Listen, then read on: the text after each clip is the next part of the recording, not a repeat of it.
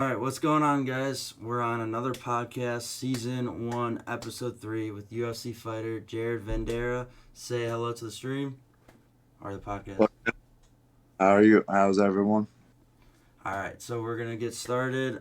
First and foremost, Jared, the podcast a little bit of like your experience with the MMA, what got you started, and just go from there.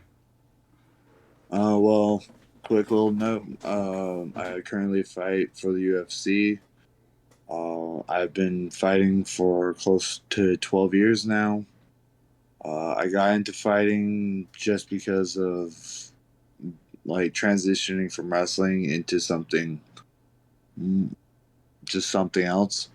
I was wrestling in high school, and I was like, yeah, I want to punch somebody too. So I just kind of picked it up from there. I found an MMA gym and kind of just stuck with it. That's really cool. So, did you wrestle? How long did you wrestle in high school, I or just wrestled for wrestle in three. general? Three Uh, years.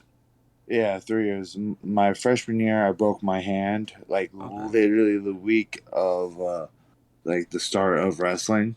Oh, So geez.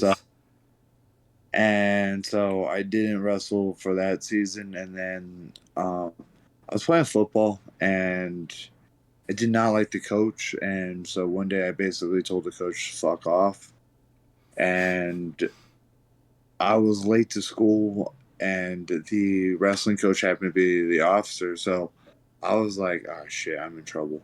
Yeah. And he was, "Hey, you're a big dude. I don't have a 215 or a heavyweight. You want to wrestle for me?" And I was like, "Yeah, sure. If I don't get like a ticket or anything," he was like, "Don't worry about it." And I started Dang. wrestling for went into the gym or wrestling room. I think the next day Okay. when they had practice, and wrestled for 3 years. Got a few major injuries from it though, Hmm. and but for the most part, it was just enjoyable. Okay. Where did you So after you were done high school, when you were done wrestling with in high school, where did you go after that? So I tried to. I went to CBU, but the cost of tuition was just substantially Hmm. outrageous. Yeah. And they were the only gym, or they were the only school that had a wrestling program. Cal State Fullerton, I believe, just got rid of theirs the year prior to that. So I went to CBU, but just the tuition was just going to kill me. So I never fully um, stayed with it. Dropped out a couple weeks later, and I just found it. At this time, I was still at MMA gym, and I stuck with that. Okay. So when you started going into gyms, what was the first program you got to fight on? Um, it's so my first fight was a little show called Gladiator. Okay. Yeah, I'm familiar with that. Uh, I did the amateur on it. It was my first fight. Won by unanimous decision. Um, I didn't. I did one or two of them, and this was like in 2010. Okay. So they were actually somewhat more reputable than they are, I'd say now. Mm-hmm. Then I eventually got into the camo circuit, which is basically the amateur circuit, which is sanctioning body in California. Okay. And I have fought for camo in California for a minute. Fought a few times in Vegas, and then I made my. Then I went pro. I want to say like 2016, 2015, or something like that. Went pro, and yeah. Okay. Now here I am in the UFC. Yeah. When did you start in the UFC? Like when was your first debut? Uh, it was supposed to be December 15th, I believe. Of Um, last year? 2019, I believe. 2019. Okay. Yeah. It was the first fight with Figgy and Brendan Moreno. Okay. That was supposed to be the day I debuted, but that fight week I got caught with COVID, Oh, and then jeez. it got pushed to February 22nd, I believe. Yeah. Okay. Uh, which I made my debut in. Who did you fight against on your first debut? Sergey Spivak. Okay. What was your whole initial thought starting off in the UFC and just going into the ring? Oh, it was different because it was just it was kind of like a very surreal moment. It was like, holy shit, this is the UFC, and it wasn't your typical like walk out. I've walked out enough times, but it was just different going out there Yeah. for the UFC. I Was mean, it's the UFC, so it's always kind of it's just different. yeah. Like people don't get that. Mhm. Yeah. Going off of like when you started, were you in the start of the COVID era? So it was like no fans. Yeah, yeah. I made my contender series debut. No fans, and then my first two, three fights, I believe I had no fans. Jeez. And then when I fought Andre Orlovsky, it was my first time, fighting in front of people Oh, okay. uh, in a long time. It Yeah, was that was in in March, right?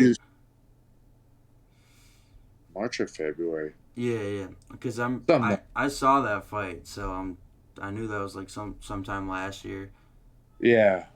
And then yeah, no. So I've fought at the Apex several times, Yeah, or that's no twice. fans. So. Yeah, like very limited fans, like Mhm. which it makes some sense because tickets are like 2, 3 grand. Yeah, I was trying to look to buy So tickets for an Apex fight just because it didn't work for my schedule, and I was just like, so I was like 2,000. I'm like, yeah, I don't know about that. yeah, like that's a lot of money. Yeah, but was it a huge like general change of going from no fans to just fighting in front of everyone? Not really. I like crowds, so it was kind of easy, natural transition. The no crowds kind of throw me off more so than anything, but there are perks to having both. I tend to treat the no fans as kind of like mentally I tell myself this is more like a sparring session because if you think about it, if you ever sparred with like at the gym and stuff, you might have one or two people, shouting and stuff like that. Mm-hmm. But you can overall hear people that like your corners or your coaches talking and telling you to do stuff. So it's a lot easier to kind of do it that way versus being Fans. like expecting these giant crowds. So like my next fight is at the Apex Center, so I'm expecting more of that Yeah, quietness just mm-hmm. from normal sparring than the loud roar when I'm actually fighting. Yeah, that's like a really good way to put it. Just a whole sparring session instead of like just thinking all the fans are there and just. I think that's a really good way to put it. But going off of your two fights, you had one against Olenek and you had one against Arlovsky. What what was the experience fighting two veterans?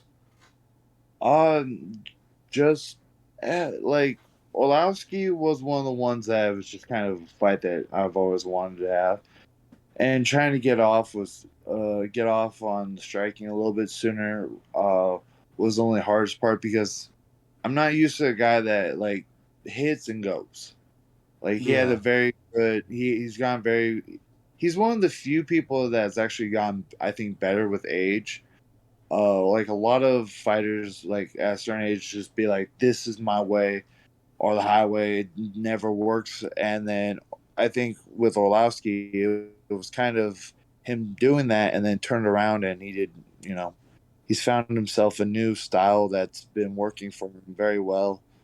And was it, he's like, what, like 6-1 in his last 7 fights or something Yeah. ridiculous like that. So so that one was fun. Olenek was a weird one because like like extremely short notice. It was like a week. Mm-hmm. But the thing I learned with him was just like the dude's grip strength was just so surreal. But I mean, he was a cool person. We talked afterwards, and I've seen him do the Nogi Ezekiel, and I've been curious and learned that from him. So yeah, it's just it was, I tried to take those moments uh, and grow from them. Yeah, I bet. Just going against two veterans, and so you get to meet them after the fight and talk. You can like depending on like injuries and stuff like that, or depending if you like the person or not, you can sit back and talk to them. Okay. Uh, so like I'll use those two for example, because after I talked to Orlovsky and stuff like that, like we took a photo and stuff. Like seconds later, we were like both of us were hauled back to the hotel. Mm-hmm. Same with the Olenek. They immediately after I talked to them for like 20, 30 seconds, they shipped us back immediately. I was like, damn, that they don't play. Only 30 seconds. Yeah, That's kind of rough. yeah, but I mean, like the Olenek fight was a lot easier because like the hotel and the arena were literally like a block away. Whereas in Okay. Florida, it was, or not Florida, but Houston, it was like a 20-minute drive. Jeez. So, yeah. Okay. It's not bad at all. But yeah. So before your fights, what's like a whole training technique or like a routine you have before you get in a fight? Honestly, I try not to fall into the routines because Okay. then if I get into the idea of like, oh, this, if I win, I'm like, this routine helped me. And the reality is, the routines don't help you because each fight's different, each camp's different, everything is different. You cannot make it exactly the same going into every fight. There are certain things that you could do to help benefit your fights, but to make certain routines,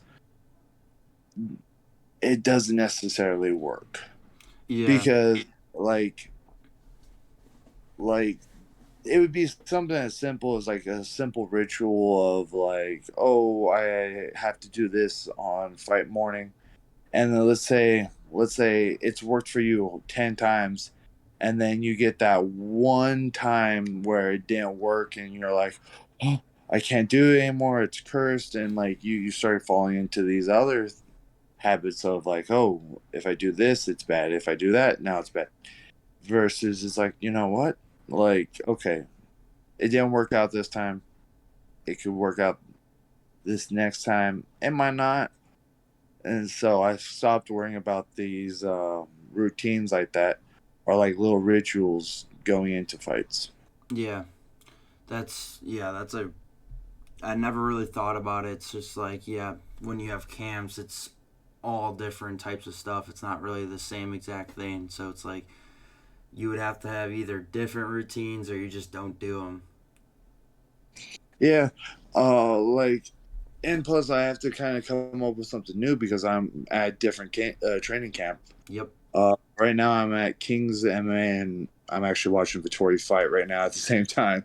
Okay. Uh, um, and that's the thing. It's like I can't expect what I did previous to work going into this upcoming fight because things that I've tried and rituals I've tried just didn't work out the way it should. So now I'm at Kings and I'm trying to do it their way because it's been working for the team overall. I mean, despite the outcome of this fight, I've like Victoria and Whitaker. I've been watching Victoria train the last couple weeks leading into this fight. I'm just like, damn. As like Yeah. this is how Kings run their shit.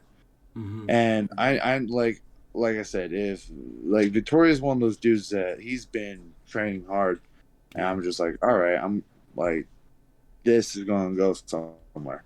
So like I mean, like I said, despite the outcome of this fight, I like the style of training and how hard they push.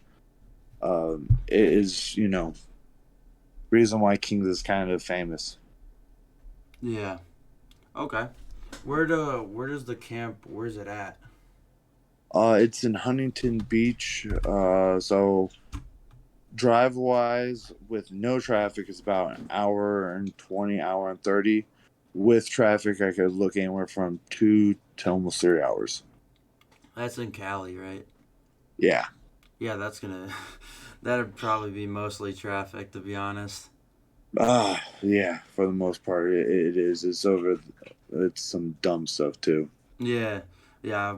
I went there over the summer and it was just traffic was crazy. I was in San Diego going through Carlsbad and everything, and the Oh, traffic was just San Diego traffic is miles compared to LA.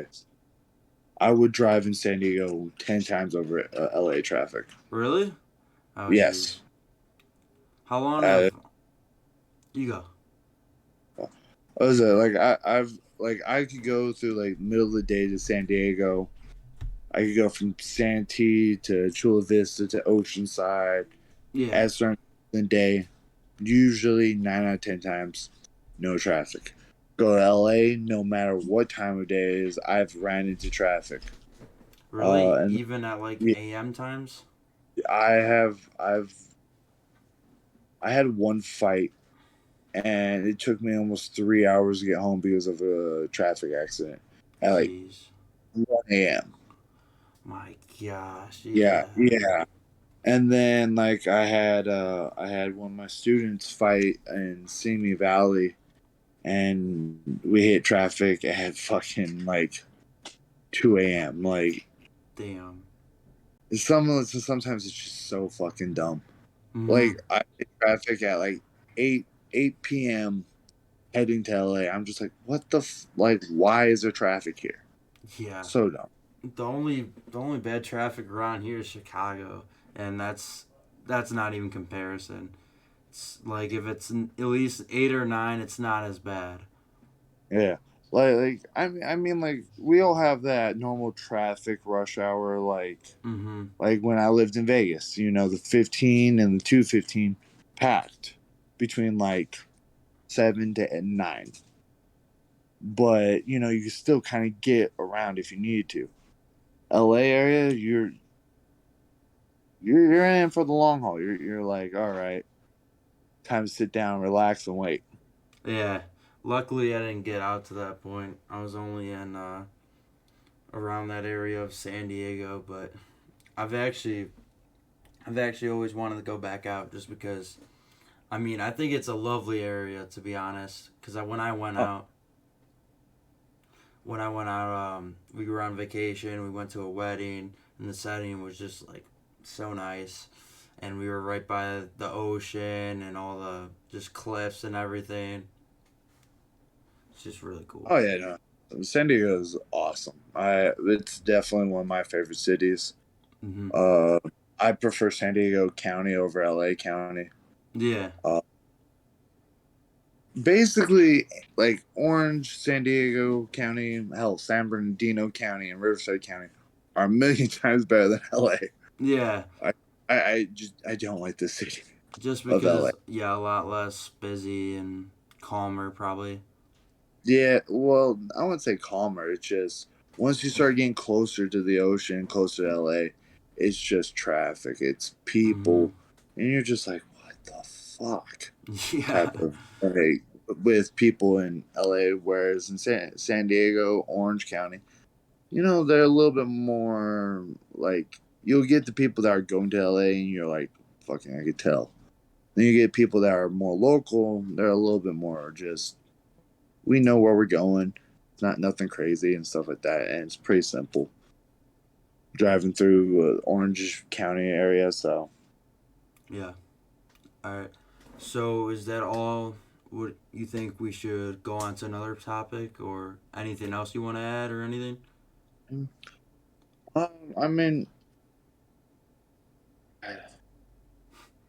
it's what like anything you want to like ask, you go ahead and you could ask, and I could throw it at you. All right, yeah. I'll have one more question. What are your thoughts on the fight coming up in October? I think it's going to be a fun fight. One, because we're both strikers. Mm-hmm. Um, I do think he hits hard. And I think with Kings, I might be able to do. I might be able to show another a step up that I haven't been able to show in my previous fights. Yep. Um, I'm hoping to be at physically at 100%. Like I said, I'm still kind of trying to heal off some slight injuries. But I mean, most fight camps and stuff, most people are injured one way or another. So hopefully I get this solved and enter that fight at 100% to do as much damage as I can. Yeah. I definitely believe you can do it. Just going off of the last fight, everyone, when anyone goes into a rut, they find their breaking point, they find their push, and then they get back into their groove. And I really believe you can do that. Yeah, no, I think if I just pull my head out of my ass and do what I need to do. Like if like my last fight, a lot of people are like, "Why didn't you wrestle with it?" I'm like, I fucked up my back majorly. It's like Yeah. it wasn't until after the fight I realized how fucked my back was. Okay. Um, and so I'm like, all right, it was something I had to get resolved, and I thought it was nerves, so I was like, it's just nerves that'll go away once I'm in there. Nope. Mm-hmm. I was like, oh, this is bad. So when I changed levels, I tried to wrestle. It just my back was like, nope. I couldn't throw head kicks because my back was like, nope. So this was the Chase Sherman fight. Yeah, Okay. yeah. And a lot of people gave me shit. It's like, yeah, like it's easy for you guys to sit there and be like, oh, why didn't you do this? It's like, Yeah. well, injuries, and it's like, do you like? Is it excusable to have injuries? And excuse like no matter which way I put it, I'm the jackass for, oh, you accepted it with an injury. It's your fault you lost. Or, Yeah. I oh, why didn't you take better care of yourself? It's like, it's like I did. It just didn't work out that day. yeah. A lot of people just it kind of sucks. It's really shitty when people don't know, like when they're going the other person's like who's fighting general feeling like, oh, why did you do piss poor? Oh, like my back was fucked up. I can't do anything about that. It's just like Yeah, people don't know what you're generally feeling, and people are just thinking you didn't perform well because of I don't know any different type of reason. But if you're hurt, you can't do that much about it. It's just gonna stick with you that whole fight. yeah, exactly. And people think it's like, oh, all these fighters come in good and healthy. And I'm like, nah. Like most people are hurt. Most that's why like the MMA math doesn't work because they might have taken a shot earlier that month or even that week that might have ruined them for the fight, and it's not discussed, and then like on paper this guy should win and he gets cracked by somebody, and then down they go and they're like, oh my god, how did this happen? It's like, well, injuries, hits, and all that stuff all fucking exists. It just we don't talk about it. Yeah, totally And happens. you can't really talk about it either. You can't be like, "Hey guys, I got hit. I got knocked out yesterday," and then go into the fight, and then when you get knocked out again, be like, "Oh my god, how did this happen?" It's like it just, you don't talk about that, Yeah, especially your opponent hears that you've been knocked out. They're like, "Oh, headhunting for sure." So yeah. Definitely don't really want to talk about it when people ask you like, oh, why you get knocked out. It's just like it's kind of the worst thing. don't want to answer that question. It's just really shitty. Yeah, yeah, and just people assume that it's all black and white, and it's like it's not. Yeah, I mean that honestly happens with like everything. Like all these fights that are coming out like in these weeks, you see when Aspinall fought, he got hurt like in the ring, dead in the Yeah, ring.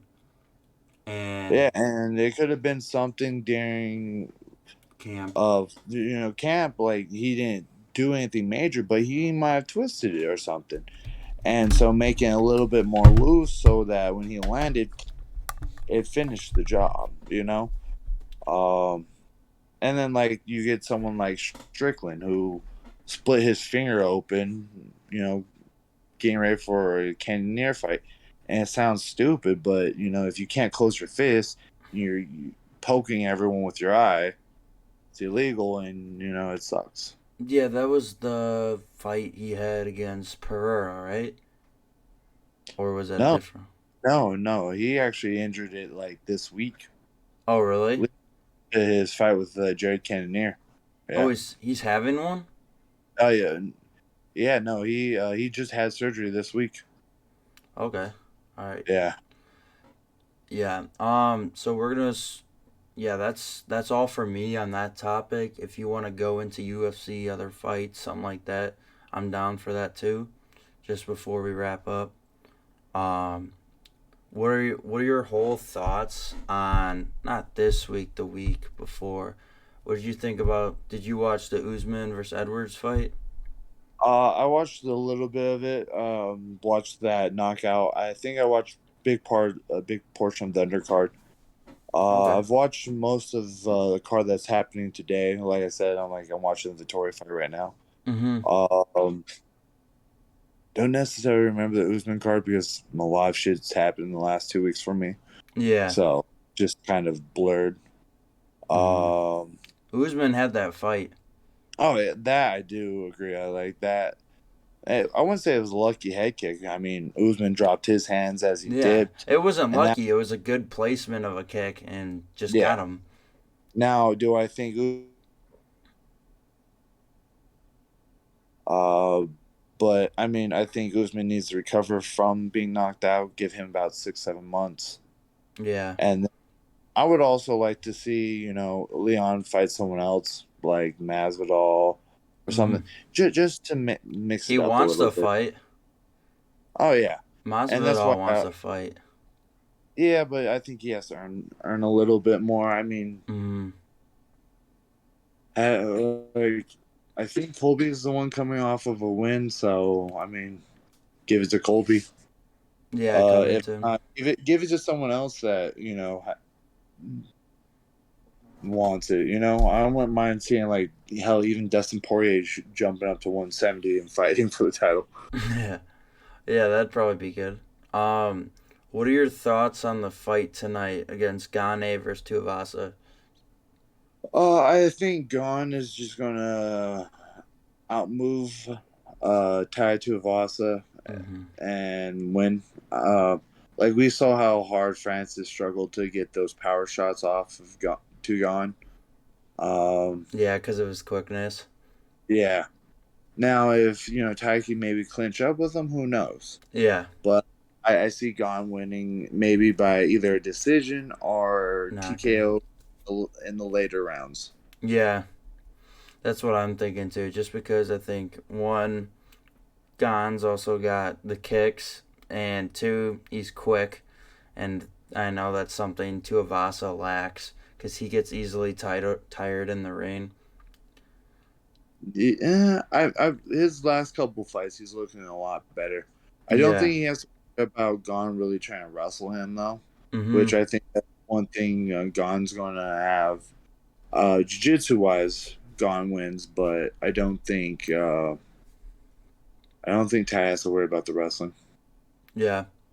Who Um, who's Vittori fighting tonight? he's fine, Whitaker. Oh, Whitaker. Oh, that's a really Yeah, good fight. yeah, yeah. So, sir, I gotta get ready for work and head out. All right. Once again, appreciate you hopping on. Good luck to your fight in the next couple weeks. We'll stay in touch, And yeah, once again, thanks for coming on. Really appreciated it. Thank you for having me.